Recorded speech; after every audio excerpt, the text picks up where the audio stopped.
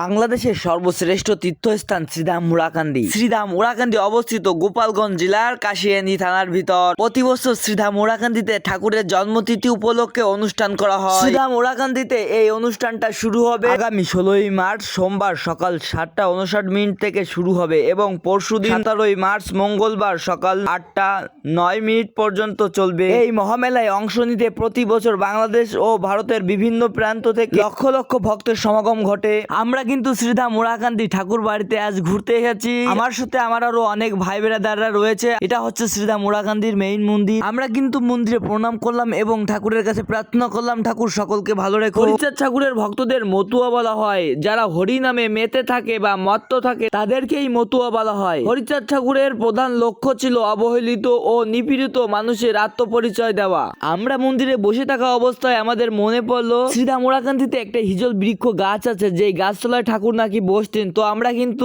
সেই গাছতলায় চলে এসেছি। এটাই সেই গাছ। দেখো, ঠাকুর এই গাছের তলায় বসতেন আর এই গাছটা 200 বছরেরও অনেক পুরানো গাছ। তো সকলে এই গাছটা দর্শন করুন এবং কমেন্ট বক্সে একবার জয় হরি বল লিখে যাবেন। হরি বল, হরি বল।